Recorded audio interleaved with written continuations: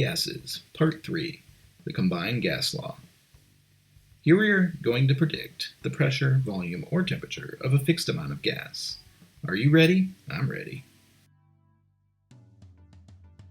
We've looked at 3 gas laws so far. We saw how Boyle's law gives us an inversely proportional relationship between pressure and volume at constant temperature. And we saw how Charles's law gives us a directly proportional relationship between volume and Kelvin temperature at constant pressure. And we saw how Gay-Lussac's law gives us a directly proportional relationship between pressure and Kelvin temperature at constant volume. So many laws. Wouldn't it be nice if there was just one law to rule them all? If we could combine them into one law that worked for all 3 of the situations we've looked at so far, and that we could use when pressure, volume, and temperature were all changing for a fixed amount of gas? That would be cool, wouldn't it? I wonder what we could call such law. The combined gas law takes the 3 gas laws from our previous videos and smacks them all together into one law. This is the relationship for a fixed amount of gas. P1 V1 over T1 equals P2 V2 over T2. All of the variables are in this equation. Whatever pressure or volume units are fine, as long as they're the same on both sides of the equation. The temperature units have to be, you guessed it, in Kelvin. Don't even think about using Celsius in this equation. If you think about using Celsius in this equation, you're going to end up with the wrong answer. Use Kelvin in gas laws. Speaking of the combined gas law, how about a sample problem? A balloon contains 146 milliliters of gas confined at 1.30 atmospheres and a temperature of 5 degrees Celsius. If the pressure increases to 2.60 atmospheres, but the temperature decreases to 2 degrees Celsius, what will be the volume of the balloon? Pause here so you can solve this problem.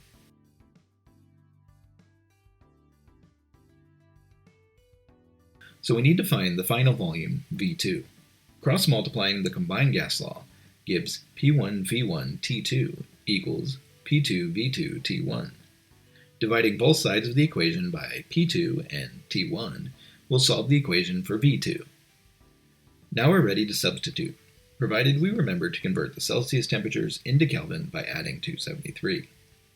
To find V2, we can take P1, 1.30 atmospheres, times V1, 146 milliliters, times T2, which is 2 plus 273, or 275 Kelvin, and then we'll divide by P2, 2.60 atmospheres, and by T1, 278 Kelvin.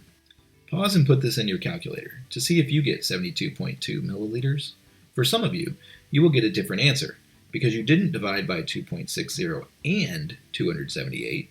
You divided by 2.60 and then you multiplied by 278. To get the right answer, you got to either put parentheses around the denominator or just press divided by 2.6 and then divided by 278 into your calculation instead. How about another combined gas law problem? This one is a conceptual problem, and I bet you can think through it without a calculator at all. What will happen to the pressure of a fixed amount of gas if the volume is doubled and the Kelvin temperature is tripled? Pause the video here and see what you can come up with. How'd you do? First, I thought about Boyle's law, because at constant temperature, doubling the volume will give you half the pressure. Then I thought about Gay-Lussac's law, because at constant volume, tripling Kelvin temperature will triple the pressure. So then, what's half of a pressure that's also tripled? Well, it's 1/2 times 3, or 3 halves. The new pressure will be 3 halves times the old pressure. In other words, it'll be 150% of the original pressure. Neat!